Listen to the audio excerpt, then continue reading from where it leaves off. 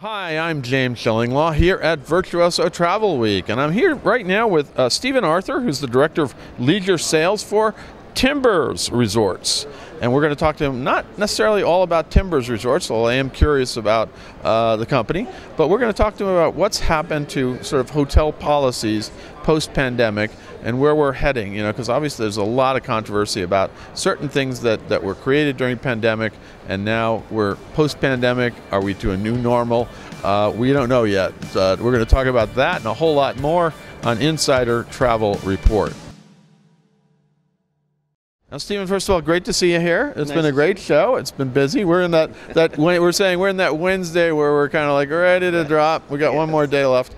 But first of all, tell us a little bit about Timbers Resorts, what the company is. Okay, sure. Timbers Resorts started in 1999 as a private residence club company. We're not traditional hotels. We are private residences. Okay. Multi-bedroom, think condo style, or even villas and farmhouses. And previously used to have to own a real estate interest to participate in the residence club. That's no longer the case. As our owners have these as their second, third, or even sometimes fourth home, obviously they're not using it all the time. So they turn over the unused inventory to my team, and we rent it out as if it were a hotel.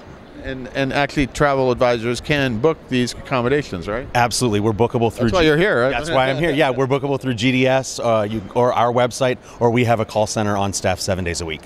Well, let's get to this other question, because you've seen what's going on with hotels, and now you said private residences as well. But what is going on with policies these days? How flexible, inflexible are hotels today compared to maybe what they were during the pandemic? We, depending on the property, but in general, we have returned to pretty much pre-pandemic cancellation policies. So, for example, our property in Kauai is at a 21-day cancellation policy, except for festive, it's farther out. It's at 90 days. Okay, so that's all the same. And so, yeah. What? And then for a cancellation, what is an acceptable reason these days to cancel on this, and what is the window? We do take that on a case-by-case basis. We recently, a guest had a rather severe illness, and we were accommodating. What we'll try and do is push the reservation to a later date, because we still want the guest to be able to enjoy our resorts. But if it's not going to happen, then we're going to take it on a case-by-case basis. But this is when I say we highly recommend travel insurance. Yeah, well, we're going to talk about it for a second, but of course, if I say, I got to call you up, I said, I have COVID, I can't come, what happens? COVID used to be an acceptable, no questions asked excuse. We, again, take this on a case-by-case basis. It all depends. Yeah, well, because of course these days, and I honestly think there's actually a few people who are getting COVID again now these days, but for a while there, it was like that was the greatest excuse for any cancellation why I can't do. I got COVID. Correct. Which, you can't really verify it, and if they tell you have COVID, you're not going to say you question it. But these days, I guess you got to look at it a little bit. Yeah, if there are government restrictions in place, then obviously we're very forgiving with cancellation. If there are no travel restrictions in place that's installed by the local government, then we, again, take it on a case-by-case basis. Can they get their deposits back in those cases too? Some cases, yes. Some cases. Now, you mentioned travel insurance. Why is that so important these days? Because, again, you just never know.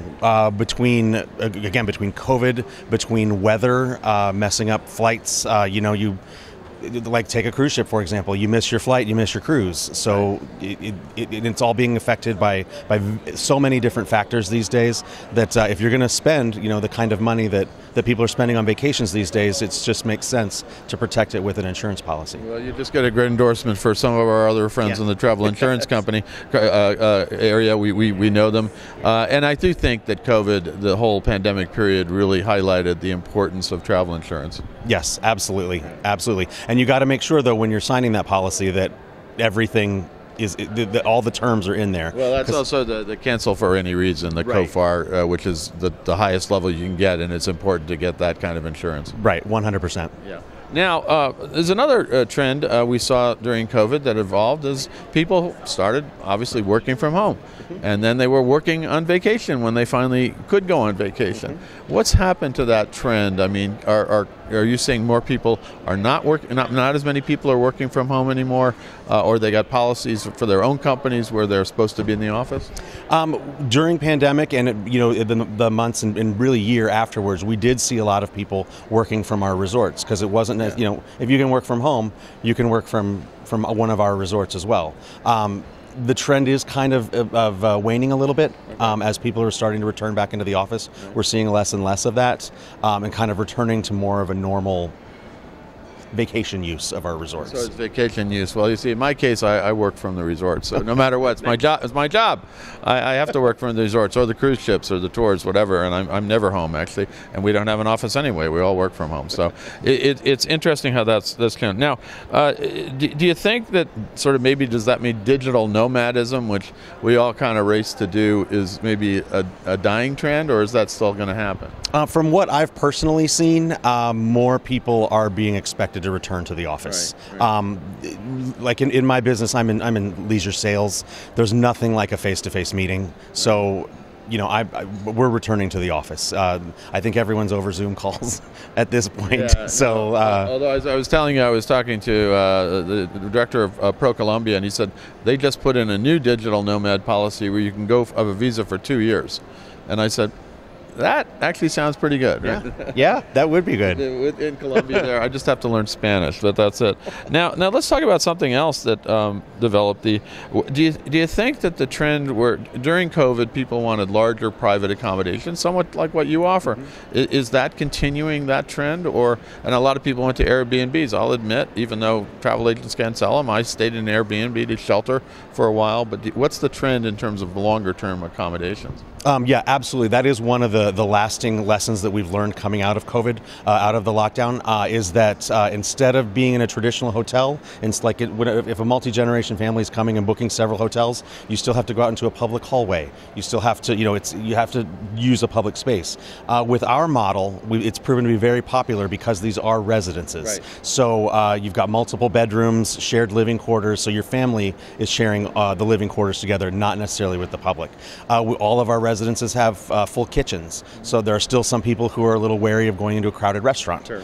So we give you the option of hiring a chef to come into your residence, or you can cook yourself, however you would like to do it. But yeah, the trend of taking a residence instead of, in addition to the option of a traditional hotel is definitely sticking around. That's good, because I know, and that's, and to be honest with you, in many cases, not everybody thinks COVID is over. We're walking around here, and a lot of people are still wearing masks, which, I'm saying to myself, maybe that isn't such a bad trend, although, I kind of got away from it, because I've had a couple interviews where people didn't show up this time because they had COVID.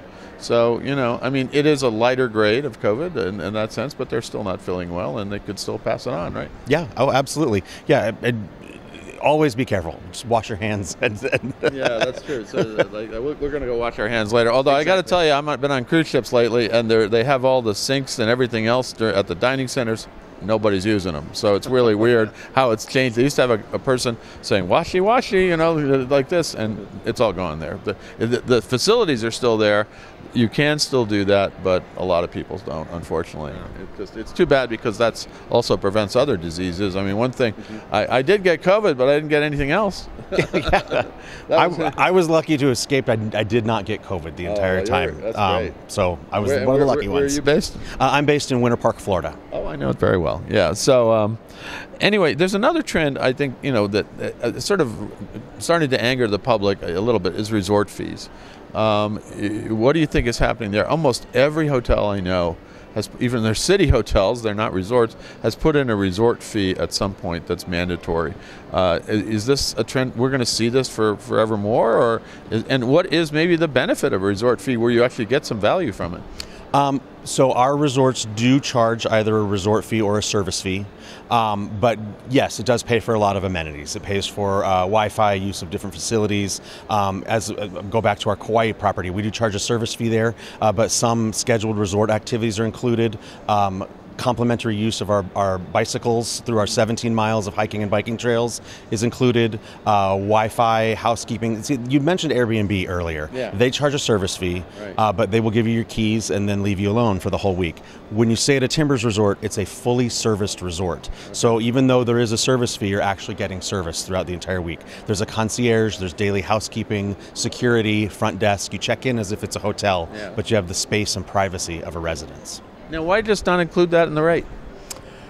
Good question. Actually in some of our resorts it is included in the rate. Okay. It is buried in there. I think I personally, as a consumer, would like to see it separate because I believe in transparency on everything that's going into what we're paying. I guess for me it started when I started seeing resort fees in city hotels, and you're trying to, well, what am I getting there? Yeah. And these days, they say, well, you get the internet. I said, well, these days everybody wants the internet for free anyway. Exactly. So, but I'm glad that there has to be some justification. I know has to be more transparency. Even the American Hotel and Lodging Association has come out to support transparency in resort fees. So. Oh, absolutely. I completely agree with that. I think the consumer should know exactly what they're paying for at all times.